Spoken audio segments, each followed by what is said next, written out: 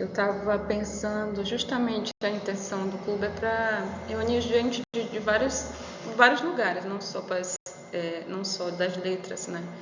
Mas trazer gente de várias outras áreas também, né? Como tu que vieste da psicologia também é importante, né? Tem várias coisinhas que são em torno da psicologia, né? Que a gente vai debater também. E aí o nosso objetivo é discutir essas leituras do Vertente do Fantástico quinzenalmente, sendo aberto para o público externo também. Se vocês souberem de algum amigo conhecido que queira participar, tá? Jovem, adolescente. Hoje a gente está grande parte dos alunos aqui já formados e que gostam, né, de leitura, né, que eu acho que é essa a intenção de vocês também. E o nosso cronograma, ele tá assim dividido, né? Hoje vai ser dia 30 de março, daqui a uns 15 dias. Aí hoje também a gente vai decidir qual é o outro conto que a gente vai trabalhar, porque é curto, né? Esse fica mais fácil.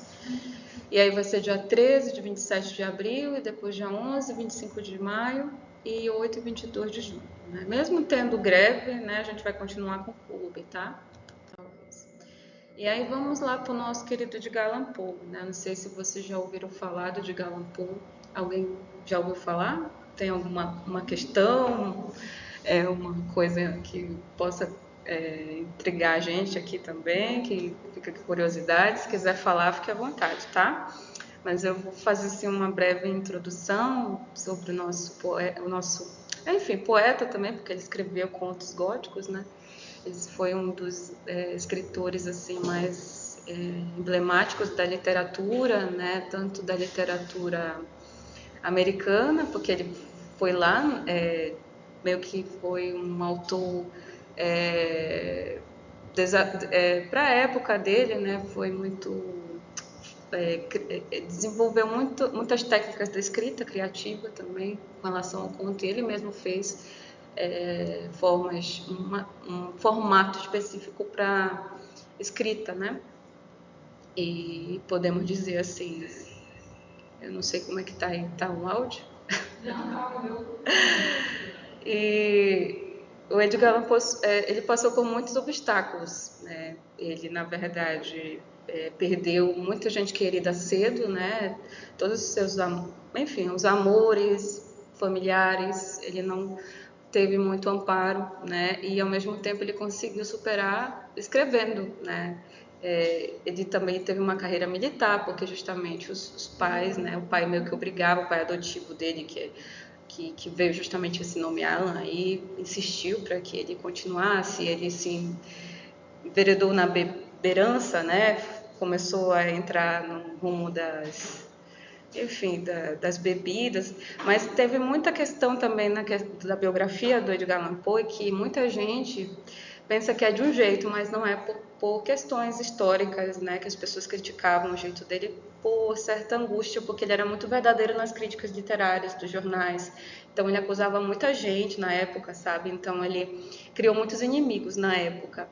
E por isso que ele demorou a ser valorizado. Demorou muito tempo até ele ser conceituado. Tanto é que ele teve que ter ele nem chegou a ser lido na Inglaterra, ele chegou mais a ser lido por Baudelaire, né? Inclusive o Baudelaire que divulgou, mas trabalha na França para poder chegar na Inglaterra, para você ter uma noção.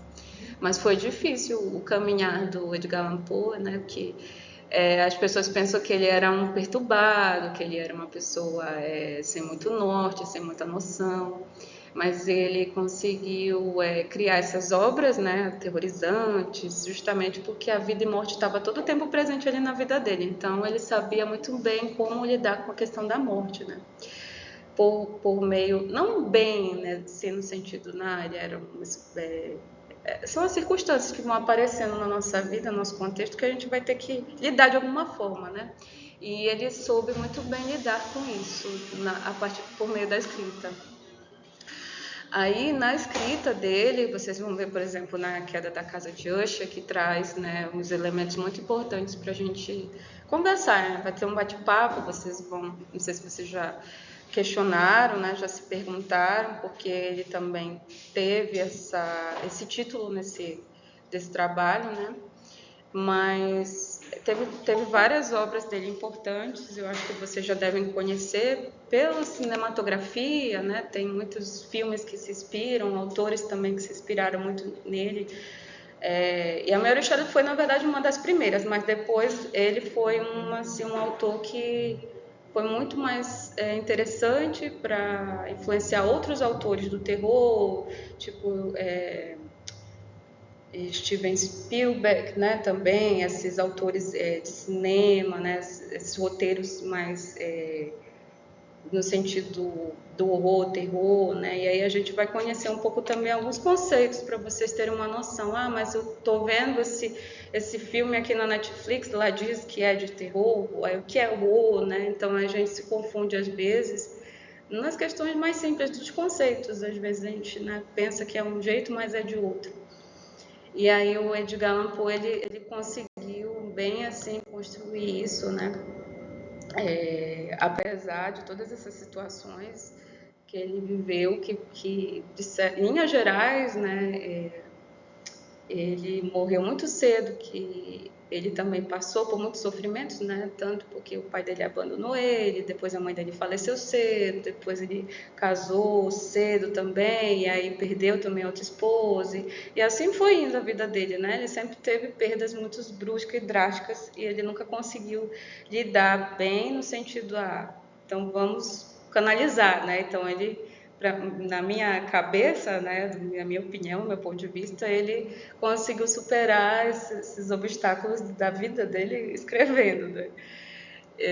E aí tem dois termos que eu acho muito legal, que eu pesquisei aqui, simples, que vocês vão aprender com o tempo do curso, do clube, que é o terror e horror, né? Qual é a diferença dos dois? Não sei se vocês já ouviram falar, mas tem uma certa diferença, né?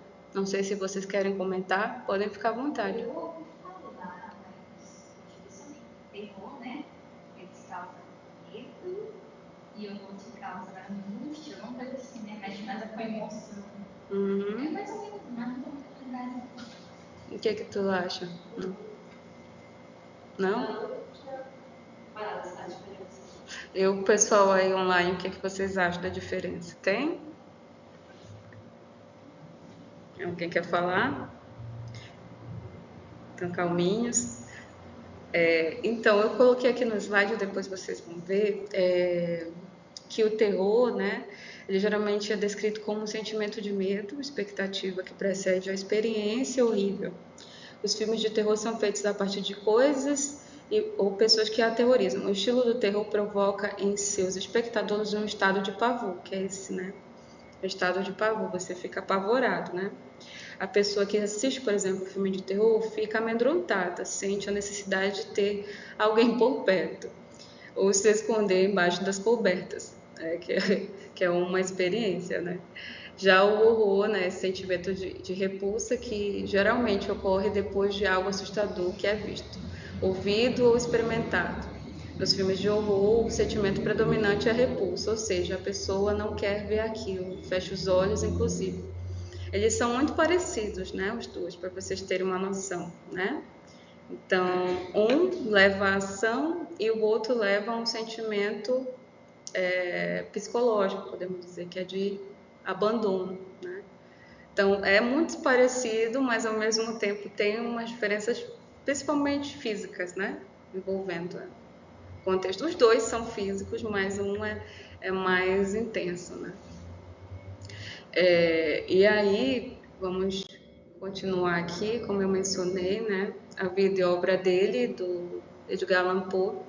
Ele passou, por exemplo, teve um poema que é Annabel Lee, tem até uma música, depois vocês podem digitar na internet, bem bonita, que fala justamente no sentido musicalizado, né?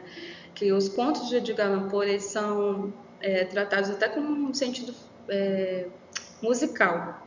Então ele traz muita música nos poemas também, né? E isso é muito bacana, porque a gente às vezes descarta, né, que um conto ele tem que ser narrado direto, assim, não tem que ter muito. Então ele traz isso atrai os leitores. Por isso que hoje os filmes, as narrativas teatrais, elas têm essa dramaticidade por trás daquela música sonora, né? Aquela coisa densa.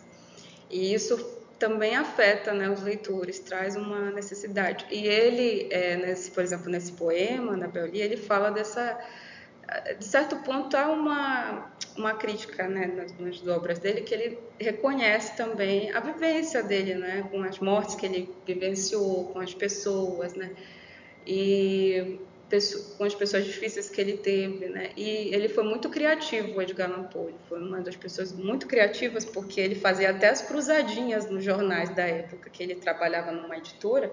Então ele fazia aquelas cruzadas, sabe? Aquele, não sei como é que é o nome hoje, mas eu acho que é o mesmo, né? Que é aquela palavras cruzadas, que aí na outra semana a pessoa tinha a resposta lá e tal no jornal.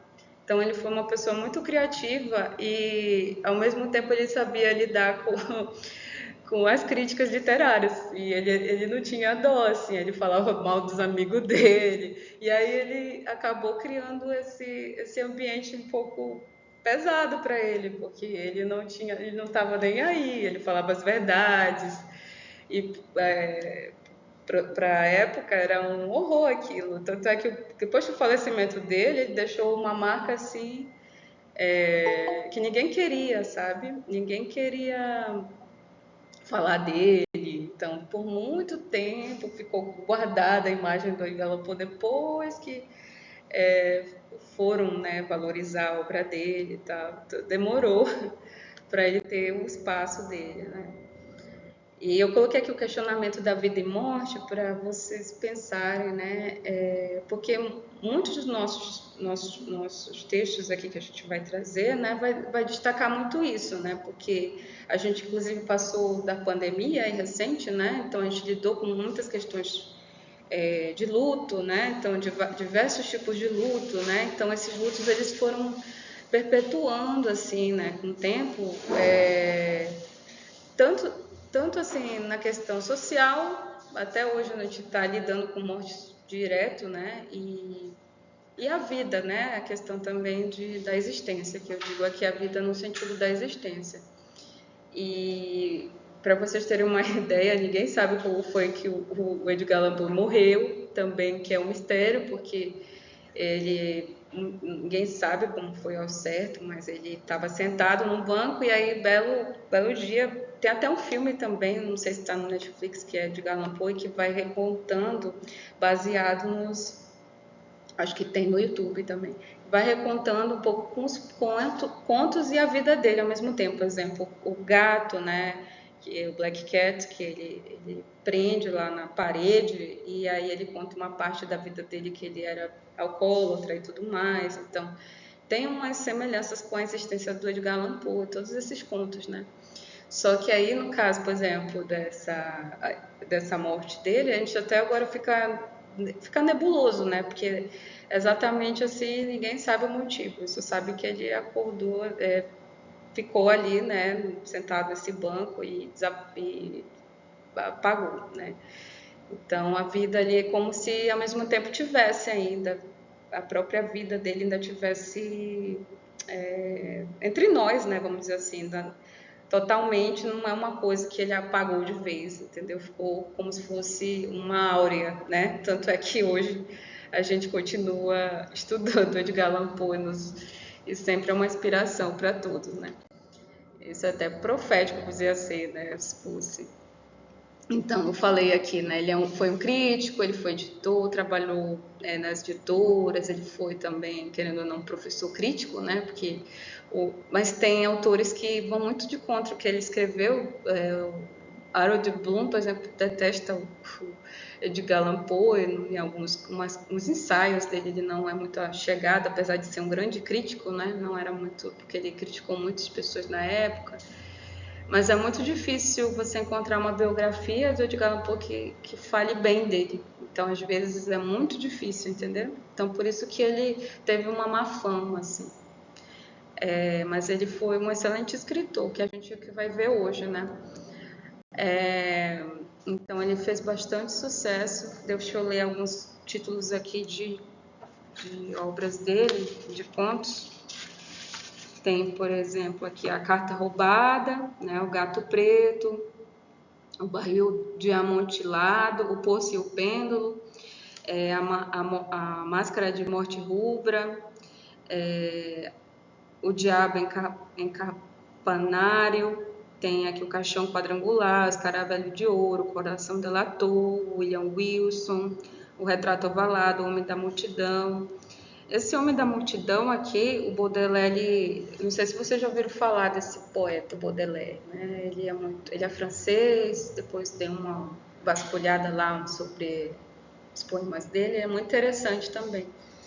Ele valorizou muito esse homem no meio da multidão, porque fala muito da questão de você lidar com o seu eu mais velho, vamos dizer assim, no meio de uma multidão, entendeu? Então é muito, muito forte esse conto. Eu não ia trazer ele aqui, mas já deixei uma deixa para vocês pensarem, né?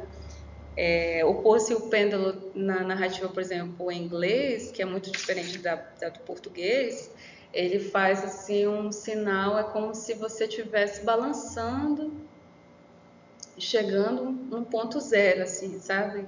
Um pêndulo indo e vindo na narrativa, a sonoridade, né? A gente sente, assim, fica no ar aquele momento ali, que você estivesse num ponto que você está no nada, né? Então é muito, muito bacana isso também. O Gato Preto, acho que todo mundo já ouviu falar, né? O Corvo, principalmente. Tem até o filme O Corvo, né? Que também tem uma inspiração nele, né? A Máscara da Morte Rubra, que é um fantasma também que aparece, né? E teve recentemente a obra cinematográfica, né? Que fala de alguns pontos separados, é uma forma de adaptação, né? As pessoas falam que é adaptação, tradução. Está na Netflix, não sei se vocês chegaram a ver, mas é um conto. Tem vários contos nessa narrativa cinematográfica, né? Lá que são os episódios, né? Que cada um, e o primeiro episódio é baseado na queda da casa de Usher, que é o que a gente vai ler hoje, né? Nós vamos comentar um pouco sobre a queda da casa de Usher. E aí ela já começa assim, né? Seu coração é uma luz de suspenso, tão logo o tocamos, ele ressoa, que é uma epígrafe, né, desse autor francês aí, do Béranger. Aí, esse sinal, assim, né, que seu coração... Aí tem uma outra tradução aqui, seu coração é um alude pendurado, né, como se fosse ali, né? Assim, você toca nele, ele ressoa. O que eu achei mais legal também é que, eu não sei se vocês estão conseguindo ver, nessa edição tem uma imagem de uma mulher, né? Por incrível que pareça, temos mais mulheres aqui no clube. Então, assim, é muito legal a gente ver né, a composição, né, da mulher, né? A mulher morta, né? Aquela ideia da conceito de como é a mulher morta, né? Então, isso daí é como se o coração batesse ainda, né, dela e tal. Então, a gente já está chegando lá, né, no comentário. Eu coloquei alguns trechos aí, vocês estão vendo, né?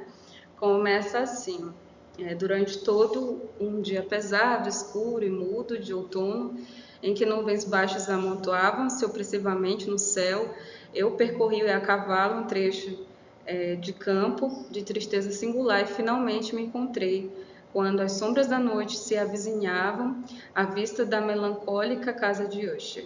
Então aí vocês podem ver que a casa de Usher, ela é quase um personagem, né? Ela vai se tornando um personagem, ela tem uma existência, né? Um espírito. Essa atmosfera que é do conto de Edgar Allan Poe vai se perpetuar por todos os contos dele. Então ele traz uma atmosfera específica, né? Então ele tem essa metodologia de escrita, que é começar do fim para o início.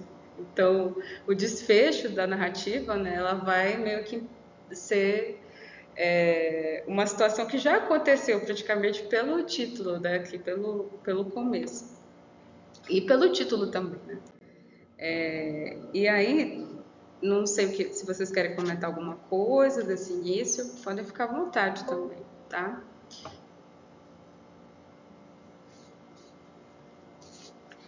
Voltar o slide aí? Aham. Vou tentar aqui voltar. Acho que aqui não está aparecendo na metade, tudo aí, o anterior. Eu queria só ressaltar o comentário sobre essa atmosfera que o Alan falou que ele acaba criando na maioria dos pontos. Então, ele sempre traz palavras para a gente conseguir entender aquela atmosfera escura, porque o horror e o terror sempre vai te levar para um ambiente escuro, um ambiente pesado. Então, sempre nessas narrativas, esses contos do Edgar, ele sempre vai contextualizar o ambiente daquele local com nuvens pesadas e baixas, e o caminho que é escuro, algo que é triste, melancólico ali, então. E aí isso acaba se passando durante o conto inteiro. Ele vai destacando que aquele lugar é muito escuro, que aquele lugar é pesado, psicologicamente até ele retrata que o local é pesado ali, para trazer mesmo para o leitor esse ambiente de terror e horror, um ambiente pesado e escuro. Alguém quer comentar alguma coisa? Samara? Eu quero esperar mais um pouco. Tá certo. Aí eu não consegui voltar o slide, desculpa. Mas aí depois vocês. Não sei se vocês estão com conto aí em mãos, se quiser ler. Eu separei aqui também esse outro trecho, que eu acho que eu até pulei já radicalmente os slides. Mas nessa casa, né, como a Amanda mencionou, que traz essa densidade, eu vou ler aqui num outro trecho aqui que eu pulei, que apesar de tudo, como ele recebeu essa carta do Usher, né, do Roderick Usher, para ir lá visitar ele, porque ele tá precisando de ajuda e tal. Imagina naquela época era cartas, né? Hoje em dia já é o WhatsApp, já é... Mas naquela época era cartas. Então, assim, aí isso também, né, essa ideia de carta, lembra até um pouco Drácula, né? Depois a gente vai pensar um pouco no Drácula. E aí, essa estratégia aqui, por exemplo, né, ele foi lá, ouviu, né, leu a carta, ficou atordoado com a situação, né, não vou lá. E apesar de tudo, resolvi então passar algumas semanas naquela mansão de melancolia. Seu proprietário, Roderick Usher, fora um dos meus alegres companheiros de infância. Mas muitos anos haviam decorrido desse nosso último encontro. Havia pouco, entretanto, uma carta fora, ter às minhas mãos num recanto distante do país uma carta dele, a qual, em seu tom grandemente impertinente, não admitia outra resposta que não a minha presença ali. A letra evidenciava sua agitação nervosa, né? Então a letra, olha só, né? Que lindo isso aqui, né? A letra ela já marcava que ele já estava nervoso, né? Falava numa doença física aguda, um distúrbio mental que atormentava, e num grande desejo de ver-me, por ser eu o seu melhor e mesmo único amigo, bem como na esperança que a satisfação de me tornar a ver trouxesse algum alívio aos seus padecimentos. Então aqui ele foi lá, né, teve essa compaixão de ajudar o colega, o amigo, né, e isso daí é uma forma, né, também enfim, de refletir. Vamos dar atenção ao Usher. Se vocês forem ver até no filme lá, né, começa com essa casa, né, a casa vai se definhando a partir da mulher, né, que é justamente a mãe dos personagens no filme, né, e aí a mãe vai se definhando, né, então isso daqui tem essa combinação, vamos dizer, de atmosfera na cinematografia com aqui, né, que aí a gente se põe no lugar lá dos personagens e aqui também, né, a gente pensa que, né, vamos lá tentar ajudar de alguma forma. Aí tem esse outro trecho ali que eu coloquei no slide, diz assim, porque, né, a casa vai adoecendo e também o Usher, e além disso tem outra personagem que é a Madeleine, né, Madeline. Aí nesse trecho diz assim, que o mal da senhora Madeline desafiara por muito tempo a habilidade dos médicos. Uma apatia estabilizada, uma lenta e gradual destruição física, e frequentes, embora rápidas afecções, de aspecto parcialmente cataléptico, era um diagnóstico habitual. Até então, ela lutara firmemente contra as investidas do mal e não se resolvera ainda a se entregar-se à cama.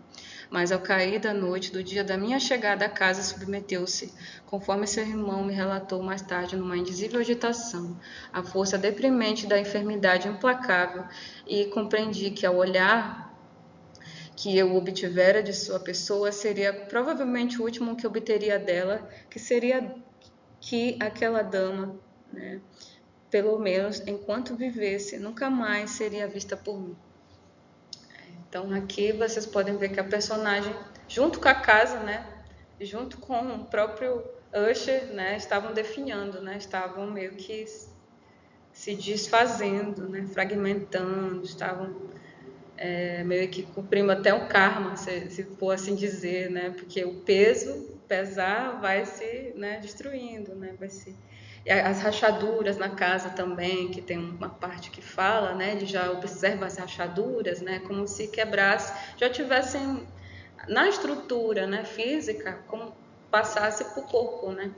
Esses dias vou até abrir um parênteses aqui, eu estava arrumando a minha casa, né, e aí achei uma parte com cupim. Aí eu fiquei desesperada, eu já fiquei angustiada, porque eu vi aqueles cupim ali crescendo, né? Então aí eu peguei as madeiras, queimei tudo, fiz um bolo e joguei, né? Então, imaginem só, né, da narrativa aqui, vamos observar, né? A gente já nota pela angústia dos personagens, né? A casa está resplandecendo que eles já estão, né? Então é o outro modelo aqui de percepção, né? Eu não sei se vocês querem comentar, podem falar, tá? Porque também, no caso, a casa se torna algo muito útil. Então, por as pessoas viverem muito naquele ambiente, a pessoa em si influencia a casa e a casa acaba influenciando. Ele faz meio que esse simbologismo. Né? Tipo, a casa estava se deteriorando porque aquelas pessoas que estavam ali dentro não estavam conseguindo cuidar daquela casa mais. É meio que a casa como um personagem, um outro personagem além dos próprios que estão dentro dela. Exatamente. Influencia como ela estava, né? As pessoas estavam, né? Achadas, cansadas. Dizem, né, que isso na verdade é real, né? Eu fico até preocupada lá em casa, que eu fico olhando assim. Dizem que a nossa casa é um inconsciente. Diz que a casa é o nosso inconsciente guardado, né? Que tudo que resplandece ali na casa é o inconsciente da gente, né? Do ser, para psicologia, aí é uma forma de se expressar. Então, pedido do Usher, ajudei-o pessoalmente nos preparativos para o sepultamento temporário, né? De acordo com a situação, né, que ela já estava, né? Então, enfim. Posto o corpo no ataúde, nós ambos sozinhos levamos-lo para o seu repouso no nicho onde o colocamos, e que permanecera por tanto tempo fechada que as nossas tochas, quase extintas pela sua atmosfera opressiva, deram-nos pequena oportunidade para a investigação. Era pequena, úmida e inteiramente privada de luz, ficava a grande profundidade, imediatamente abaixo da parte do edifício em que estava situado o meu próprio quarto de dormir. Esse subterrâneo fora utilizado em remotas épocas feudais, como cárcere, e em tempos mais próximos como depósito de pólvora ou alguma outra substância altamente combustível, visto que em uma parte do chão e todo o interior de uma longa arcada, através da qual chegamos à câmara, estava cuidadosamente forjados com cobre. A porta de ferro maciço fora também protegida do mesmo modo. O seu peso enorme causava um rangido insolitamente áspero, irritante quando se movia nos seus gunzos. Então, o rebuscamento dele, vocês podem ver, né, que naquela época da escrita do Edgar Allan Poe, quando a pessoa usava muitas palavras, né, diferentes, com formas de expressar, de categorizar, né, vamos dizer assim, de deixar uma leitura mais cadenciada, vamos dizer assim, né, com o sobrenatural, com essa atmosfera, trazia uma certa um certo medo para o leitor, né? Então isso traz um medo, né? O medo, por isso que é interessante a gente falar do Lovecraft na próxima daqui a 15 dias, porque justamente lembra um pouco o medo, né? E nos trabalhos do Lovecraft, que se inspirou no Alan Poe também. E aqui essas lembranças do subterrâneo, né? Eu marquei aqui subterrâneo, né? Que são coisas mais voltadas para característica do próprio gótico, né? As palavras escolhidas, né? Que a gente pode ver, o que mais? Insolitamente, quais são as outras palavras que a gente pode achar aqui? Profundidade, sozinhos, né? Sepultamento, são palavras que marcam, né, claramente essa necessidade, né, de dizer o ambiente, né? O ambiente que o cárcere, né, como se fosse aquela pressão que eles estão passando, vivendo, né, aquele momento denso, né? Não sei se vocês já vivenciaram, né? Eu acho que sim, geralmente, né? A pessoa que não foi não passou por um processo de não é luto que a gente chama, como é que é aquele. É quando a pessoa morre e tem que ficar um tempo para cuidar. É o velório, né? O velório. Então aqui eles tiveram uma certa pressa, né, para fazer. Não tiveram muito velório, não tiveram. Então eles foram um pouco radicais com o corpo dela, né? Então, tinha que seguir um ritual. Sim. Tinha que 8 dias, vai colocar em tal lugar, para depois levar para outro lugar. Mas aí, no caso, porque antigamente eles não tinham como conservar os corpos, tanto que em alguns países os corpos eram enterrados com sinos do lado de fora, porque as pessoas acabavam retornando à vida e aí as pessoas já estavam enterradas, então eles puxavam o sino, retratavam isso naquele filme A Freira. Acho que não lembro, é de terror, então eu só parei nessa parte, eu não sou muito chegada nessas lances não, entendeu? Aí, no cemitério, tipo, várias covas com sinozinhos, aí eu, meu Deus, mas pra que sinozinho do lado de fora? Aí, de fato, depois eu fui pesquisar, porque às vezes as pessoas, elas voltavam à vida, e aí, ao longo do tempo, quando se removiam os caixões de dentro da terra, as pessoas estavam de pulso dentro do caixão, porque elas tinham tentado sair e não conseguiam. Bem lembrado esse ponto. Tanto é que daí que foi que saiu o vampirismo, porque as pessoas dizem, mas ele é um morto-vivo, aí começou, né? Aí foi daí que começou essa ideia do vampiro, né? Assim, abrindo outro parênteses, essa descrição que ele faz sobre a historicidade do uso do local onde eles colocaram o corpo dela. Você pode fazer uma análise do quão pesado é o nome hoje ao longo do tempo, porque não eram todas as famílias que tinham as condições de ter um local privado para guardar, ou seja, escravos, seja suprimentos. Então, era uma família com um nome longo, uma linhagem longa, um nome pesado e que foi definhando ao longo do tempo. E ele até fala dentro do texto, por questão de tentar manter o sangue limpo, ou no caso sangue limpo não, seria a riqueza, né, da família toda dentro da família, porque a passagem da herança era em linha direta. E aí, então, não se misturava. Ele até fala que um dos grandes defeitos da família, que ele achava que era o problema, era não ter misturado com outros de fora, que enfraqueceu a família ao longo do tempo. Exatamente. É importante essa parte, né? Porque para manter, né, status financeiro, a questão dos imóveis, enfim, as pessoas acabam tendo aqueles casamentos que são arranjados. E no caso aqui da família sempre manteve, né, essa estrutura. que de fato ela está ali rachada, né? É uma questão que ela tem que meio que se destruir, né? Ela já nasceu assim e já estava previsto que ia acontecer isso, né? É interessante. Aí, no caso, pode fazer até uma ligação na crítica direta à sociedade no período de mudança. Ele falou que era um tempo de mudanças, então acabavam surgindo novos ricos na sociedade e as famílias elas não estavam preparadas para aquela mudança que estava ocorrendo. Então, quem não se adaptou às mudanças acabou definhando, assim como aconteceu com a família Usha. É um exemplo, né? Ele traz isso bem forte mesmo. Obrigada pela lembrança. Aí aqui no outro, é que a gente também está trazendo um pouco da ideia dos problemas psicológicos, né? Que acaba esse tom, né? Trazendo aqui na narrativa. Pois justamente essa destruição, né? Da própria família do nome Usher, né? Que não é só a casa, é uma família toda, né? Uma sociedade toda, vamos dizer assim.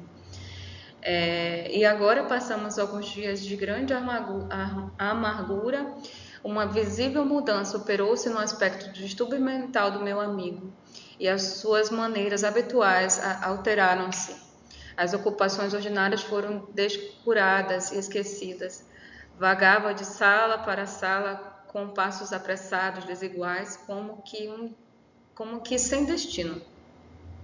A lividez do seu rosto tomara um tom ainda mais cadavérico, mas a luminosidade de seus olhos tinha se dissipado inteiramente. A rouquidão ocasional da sua voz não mais se ouvia, e um tremor, como se causado por medo atroz, habitualmente caracterizava a sua locução. Havia ocasiões, na verdade, em que eu julgava que sua mente incessantemente agitada estava em luta com algum segredo opressivo, para cuja divulgação ele procurava a coragem necessária. Então, o Usher aqui ele já estava sabendo, né, o seu fim, né? Ele já estava meio que reconhecendo que o seu fim estava próximo, né? Que é uma descrição que a gente observa. Eu não sei se vocês já ouviram daquelas pessoas que meio que já adivinham quando é que vão morrer, né? Porque tem gente que, não, hoje eu não vou passar, né? Tem gente que é assim, né? A minha época já está terminando. Tem gente que meio que já tem não sei dizer, é uma questão mais de maturidade, né? Tanto de tensão física, né? Porque dentro também aquelas questões, eu tô sabendo que hoje já é o meu período já está terminado. Tem gente que tem nessa maturidade de lidar bem com a morte, né? Mas tem gente que não. Então, é bom a gente ler esses textos porque eles nos ajudam muito a entender essa questão de como lidar com a morte e como aproveitar o dia a dia mais fácil, né? Mas sem muita pressão, porque às vezes a gente pensa os textos eles deixam a gente muito depressivo, mas não, eles acabam iluminando para a gente pensar, não, mas essa alternativa aqui o personagem seguiu, né? Por isso que a leitura é interessante, né? A leitura ela abre muitas portas até mentais, né? Que a gente pode dizer, né? De formas de se viver, né? E aí o personagem que ele no caso ele mostra que o Edgar Allan Poe mostra que esse tom, como ele é um narrador, né, amigo do Usher, ele reconhece, né, o meu colega está passando por isso. Então, é um sinal que a gente também já deve ter visto, né, pessoas assim e reconhecer, né, e não se às vezes tentar passar a situação de uma forma mais leve possível, né, saber lidar com a circunstância, que não é fácil. Aí, eu não sei se vocês querem comentar esse trecho, eu passei por outro aqui, mas vocês podem falar, se quiser me interromper, tá? Pessoal online aí que tá, vocês estão conseguindo acompanhar? Tá muito calminho. E aqui tem esse outro trecho que eu achei legal também. A sua cabeça caíra-lhe sobre o peito, e eu sabia, porém, que não dormia, porque pelo seu perfil podia ver que conservava os olhos rigidamente abertos. Os movimentos do seu corpo me firmavam também nessa conclusão, pois ele oscilava suave, mas constante uniformemente. Tendo rapidamente observado tudo isso, observei a narrativa do Sir Lancelot, que continuava como segue. Aqui é uma narrativa que eles estavam começando a ler, né? Uma obra lá, que até os poemas e tudo, eles estavam começando a lidar com essas narrativas, né? Essas obras. E agora, o campeão, tendo escapado da terrível fúria do dragão, voltou a sua atenção para o escudo de bronze e pensou na quebra do encanto que pesava sobre ele. Afastou a carcaça para um lado e aproximou-se decididamente, pisando o pavimento de prata do castelo, do lugar onde pendia o escudo. Este, porém, não esperou pela sua ação e caiu aos seus pés, no chão de prata, com um tinindo retumbante ensurdecedor. Aqui ele tem, né, esse momento aqui de compartilhar, né, a narrativa. Ali, olha, os movimentos do seu corpo me firmavam também nessa conclusão, pois ele oscilava suave, mas constante uniformemente. Tendo rapidamente observado tudo isso, voltei à narrativa do Sir Lancelot, que continuava como segue. E agora, o campeão, sendo escapado, a terrível fúria do dragão voltou a sua atenção. Acho que eu estou relendo, né? Pulando aqui esse outro trecho. Estarei agora ouvindo aquilo. Sim, estou ouvindo e tenho ouvido. Por muito tempo, muitos minutos, muitas horas, muitos dias, tenho ouvido isso. Mas eu ousava, ó piedade para mim, para um miserável, eu não ousava falar. Nós puséssemos viva no túmulo. Eu não dizia, então, que os meus sentidos estavam aguçados? Agora digo a você que ouvi os seus primeiros débeis movimentos no silêncio ataúde. Então, aqui, depois daquela narrativa, né, com o dragão, eles começaram a refletir, né? Aqui também até um jogo de palavras, se a gente puder perceber, né? Um jogo de palavras. Como se o dragão fosse até ela, né, a Madeleine, que estivesse saindo ali, que ele tivesse que enfrentar, né? E aí, agora ele reconhece que eles enterraram ela viva, né? Então, isso também é até um simbolismo, né, para as mulheres, né? Por exemplo, tem gente que com a violência doméstica, né, violência de vários sentidos que a mulher passa, né? Hoje em dia a gente pode até comparar, né, com esses trechos aqui da narrativa. Não sei se vocês querem comentar alguma coisa, fique à vontade, tá? Como se na energia sobre-humana e na sua elocução houvesse o poder de um sortilégio, as enormes e antiquadas almofadas para as quais se apontavam recuaram vagarosamente, neste instante, as suas graves bocas de ébano. Era a obra de uma formidável rajada, mas escancarada a porta, apareceu de pé a figura altaneira e amortalhada da senhora Madeleine de Usher. Havia sangue na sua veste branca e vestígios de alguma luta áspera em cada parte do seu corpo emagrecido. Por um momento ela ficou trêmula a vacilar no umbral, depois, com um pequeno grito lamentoso, caiu pesadamente para dentro, sobre o corpo do seu irmão, e na sua violenta e agora final agonia, o que ela arrastou para o chão foi apenas um cadáver, a vítima dos horrores e que ela mesma previra. Daquele quarto e daquela casa eu fugi espantado. Então aqui é desfecho, né? É o desfecho para a narrativa, mas ela até hoje é reformulada pelas outras formas de adaptação, né? A gente vê agora na narrativa Netflix a adaptação, como é que está sendo revista, né? Esse momento, né?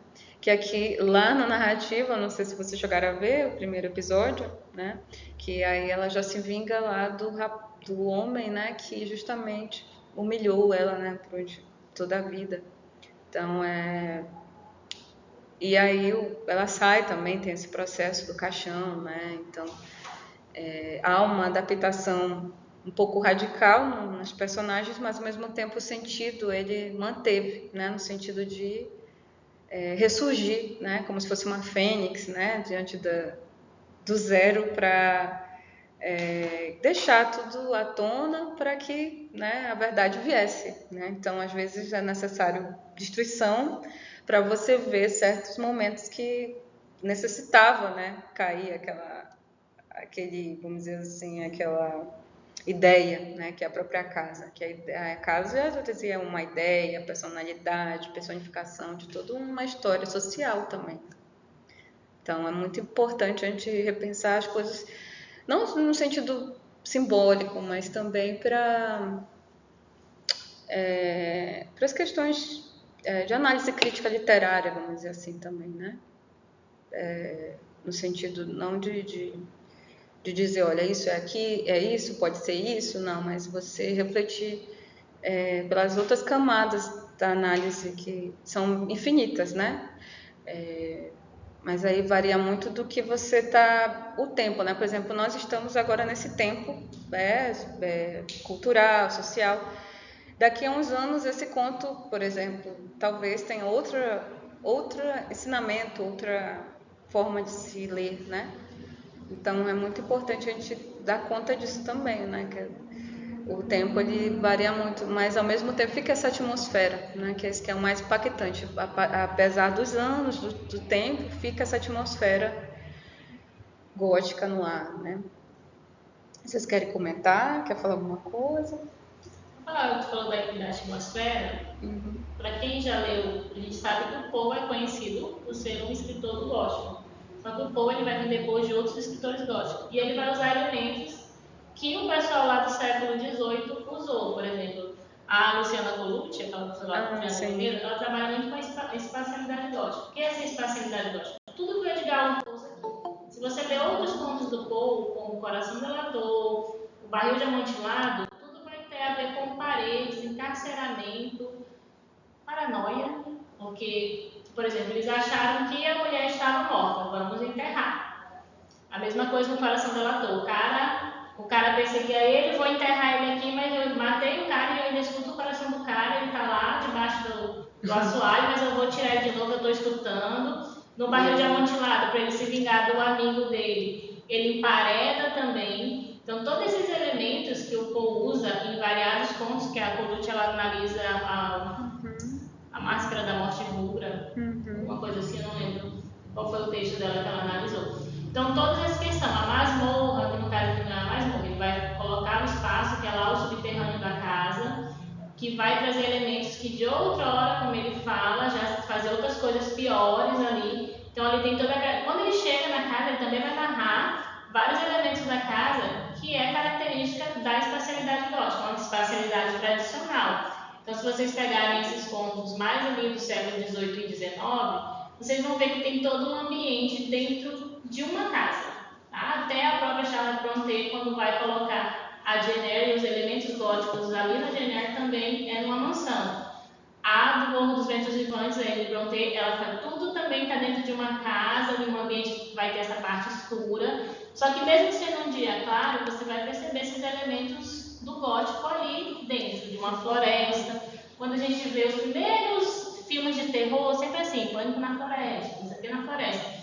Mas o surgimento antes vai ter a floresta, mas vai ter uma casa que represente, que simbolize aquilo ali, que acaba se tornando um personagem dentro da história. Esses elementos da parede, da casa, da mansão. A mansão também tem uma tradição. E antes disso, a Jane Austen já vem fazer um romance meio que criticando o gótico, uma sátira, que é a Abadia de Northanger, que a personagem, que é a Catherine, eu não lembro o sobrenome da personagem, mas é Catherine. Ela leu tanto romance gótico do século XVIII que para ela tudo tem alguma coisa escondida. Aí ela vai passear na casa de uma família muito rica e que ela vai achar, tipo assim, o pai não quer que eu vá em tal parte da casa. É porque ele matou, a esposa foi morta, ninguém está enterrada lá. Então ela cria toda uma figuração na mente dela, porque aquele espaço é semelhante aos romances góticos que ela leu, porque é aquela espacialidade tradicional. Então ela vai criando coisas que vão fazer tudo referente àquele elemento gótico dentro de uma mansão, que no caso é uma abadia, que já é bem propício para ela criar aquele imaginário que só tem na cabeça dela, que é um dos elementos do fantástico, no próprio conto. Quando ele narra aqui que ele foi na casa, aí aconteceu tudo isso, ele corre e a casa desmorona. Será que é verdade? Será que não foi só da cabeça dele? Será que quando ele chegou lá eles já estavam mortos? Então, tudo isso ele tem muita questão que já é tradicional mesmo da escrita gótica. Muita gente fala quando vai ler o Castelo de Otranto, que é considerado o primeiro, ou deitar. Todo mundo vai falar que é chato a leitura, porque é lá do século XVIII. É isso que é Então, bem lembrado. vou ler o primeiro livro gótico, numa perspectiva que a gente pensa que a gente vai gostar, a gente acaba não gostando porque os elementos são muito mais tradicionais, é uma narrativa mais lenta, com eventos que a gente não vai achar tão extraordinário, porque a nossa mente já está mais assim pro século XXI, pelo que a gente já tem de terror. Então, aquele lá do século XVIII não vai ser mais tão interessante. Ele é bom para tu conhecer o histórico de onde surgiu aqueles elementos iniciais. E a Jane Austen, mesmo sendo uma romancista, ela também vai ter uma pegadinha ali, porque na cabeça da época, as mulheres, elas não trabalhavam, né? E quem tinha dinheiro, que sabia ler, tinha acesso a romance. Romance era coisa de mulher. Romance não era valorizado. E aí a ideia da essa crítica é porque muita gente achava que romances botavam coisinhas na cabeça das jovens moças que estavam se preparando para casar. E ela faz isso com a personagem principal dela. Ela meio que dá uma de Don Quixote. Don Quixote faz a mesma coisa. Ele lê tanto romance de cavalaria que ele, tudo pra ele já é cavalheiresco. Ele também é um cavaleiro, tem que ir lá salvar a moça. É a mesma coisa que acontece com a personagem da Jane Austen. É interessante também a questão da descrição, como ela fala, como isso traz a atmosfera do gótico para a mente do leitor, né? Que através dessa descrição que o Alan faz, tanto naquela casa de Usher, que ele descreve todo o ambiente, a atmosfera que envolve a casa, o pântano, como aquela casa um dia onde ele frequentava quando era criança era alegre e tal, bonita, e hoje está deprimente e tal. Ele faz isso também na descrição do barril de amontilhado, quando você vai lendo, você vai se sentindo agoniado, porque ele vai fazendo a descrição do caminho, e você fala, meu Deus, o cara está indo para a morte, ele está vendo que ele está indo e ele não faz nada, ele está vendo crânios pelo caminho, ele está vendo as paredes desgastadas, ele está vendo que ninguém sabe que ele vai para lá e ele está indo, que merda é essa? Sabe? Aí ele brinca com isso, com a mente do leitor, o que faz com que o leitor se sinta angustiado e não consegue parar de ler. É muito interessante isso, e também é feito na questão do Drácula também. Tanto que quando eu li, gente, eu demorei. E eu achei muito chato, porque era muito lenta, a leitura era lenta, e aí eu ficava perdida nas ideias do personagem. Será que o John, ele de fato ele tá preso lá, tem alguém prendendo ele, ou você tá só louco mesmo? Aí então é interessante como o gótico mistura, né, esses elementos da descrição de todo o ambiente para envolver o leitor dentro da obra. Excelente, né? Narrador não confiável. Por isso. É um perigo. A gente e acredita. O Poe, a gente nunca sabe os nomes dos narradores dele. É uma característica dos contos do Poe. Alguém sabe o nome de algum narrador do Poe? Eu não lembro de nenhum. O do Barril de Amontilado não fala o nome, do Coração Delator também nós não temos o nome. É porque a gente tem o nome do Usher, ele não fala o nome dele também. Isso é uma técnica de escrita criativa também, que é quando você tenta ser o narrador, né? Você se coloca no lugar do narrador, é como se você fosse ele. É um processo de você se comparar ao estado que a pessoa está vivendo, entendeu? O narrador, né? A personagem. Como se você fosse aquele personagem. Você está mergulhando naquela ação. É como você está participando. Eu estava lendo quando a Ariana começa a descrever a casa, eu ficava estágio lá, né? Eu não vou ver nada. Eu estou vendo a chave. É um personagem. Aí eu falei, será que no final vai ter uma coisa? Não, vou ler, acho que ela vai devagar, porque é envolvente, você tem que ler para saber o final. É bom os contos, porque aí fica uma tacada só, você lê, você assimila, você fica chocado, você faz... Essa era a proposta dele. Ele mesmo criticava. Eu poderia muito bem escrever romances, pessoal, mas eu não quero fazer isso porque ninguém fez. O próprio Poe falava isso. Então, uma coisa que era dele, natural, né? de escrita. Eu acho que o final mais, assim, drástico, mais surpreendente, na verdade, foi o do gato. Porque o cara fala e por causa daquele maldito gato, eu estou preso indo pra boca agora. Como assim? Por causa do gato, pobre do gato. É interessante, né, que tem um conto também do Lovecraft, que é Os Gatos de Untar. Também tem um pouco essa pegada do animal, do animalesco. Tem muito isso dentro dos contos também. Alguém quer comentar alguma coisa? Agora eu não consigo passar, mas aqui eu vou